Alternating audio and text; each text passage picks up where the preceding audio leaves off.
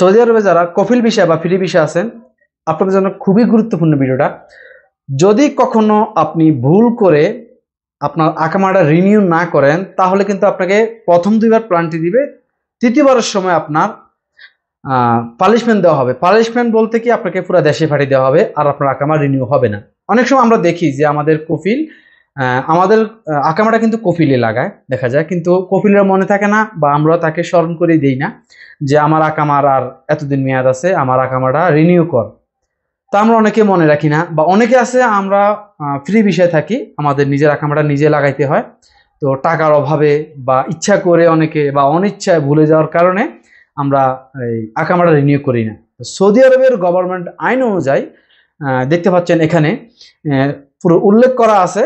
আপনারা, আমি এখানকার যে লিঙ্কটা, এটা আমি ভিডিও ডিসক্রিপশন বক্সে দিয়ে দেবো, আপনার চাইলে নিজেরাও দেখে আসতে পারেন।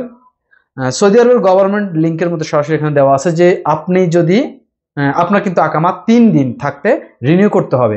যদি আপনি কোনো কারণে আকামার এক্সপায়ার হয়ে গেছে, তখন কিন্তু আপনাকে সমপরিমাণ প্ল্যানটি দিয়ে, মানে আপনার আকামা তৈরি করতে যদি 1000 রিয়াল লাগে, তাহলে আপনি আরো 1000 রিয়াল জরিমানা দিয়ে আকামা রিনিউ করতে পারবেন। এটা হচ্ছে প্রথমবারের জন্য। দ্বিতীয়বার যদি একই রকম ঘটনা ঘটে, যে আপনার মনে নাই, বা আপনার কফিল আপনার আকামা করে নাই, বা আপনি নিজেও ইচ্ছাকৃত বা অনিচ্ছাকৃত ভুলে যাওয়ার কারণে করেন নাই, সেক্ষেত্রে কিন্তু আপনি দ্বিতীয়বার আকামাটা রিনিউ করতে পারবেন। সেক্ষেত্রে আপনাকে ডাবল জরিমানা দিতে হবে। যেমন আপনার আকামা যদি 1000 রিয়াল হয় আকামা তৈরি করতে, আর আপনার 2000 রিয়াল হচ্ছে জরিমানা, ডাবল, টোটাল 3000 রিয়াল দিয়ে আপনি আকামাটা রিনিউ করতে পারবেন।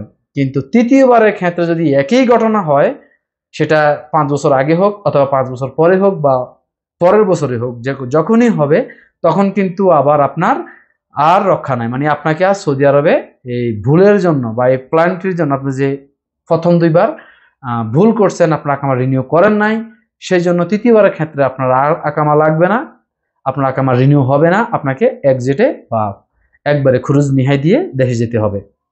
তো অনেকে আসলে আমরা ভুল করি, যার জন্য এই ভিডিওটা দেওয়া, যে অনেক ভাই ভুল করে বা অনেক ভাই ইচ্ছাকৃত করে না। সেই জন্য আপনারা লক্ষ্য রাখবেন যে আপনার আকামা 15 দিন থাকতে বা 1 সপ্তাহ থাকতে আপনি রিনিউ করে নেবেন। ঠিক আছে, যদি কোনো কারণে একেবারে নাও পারেন, তাহলে যেদিন লাস্ট ডেট ওই দিনও আপনি করতে পারবেন, আপনার কোনো ফাইন লাগবে না, জরিমানা লাগবে না। কিন্তু যখনই আপনার এটা এক্সপায়ার হয়ে যাবে, তখন আপনারা জরিমানা দিয়ে তারপর করতে পারবেন। আর যদি কোনো কারণে আপনার 3বারে একেবারে আপনি করতে পারেন না, 3 নম্বর মামলা আপনি ফেসে গেছেন, আপনাকে এক্সিটে যেতে হবে, সেক্ষেত্রে কিন্তু এখানে অনেক ভোগান্তি আছে, এখানে অনেক ভোগান্তি এবং অনেক খরচ।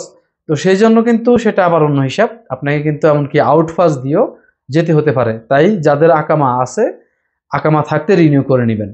আর যেই ওয়েবসাইটটা সৌদি সরকারের গভর্নমেন্ট সাইট, এটা আমি ভিডিও ডিসক্রিপশনে লিঙ্ক দিয়ে দিব, সেখান থেকে আপনারা দেখে নেবেন পুরো বিস্তারিত তথ্য কিভাবে কি করতে হবে। আশা করি বুঝছেন। তারপর যদি না বুঝেন কমেন্টে লিখবেন।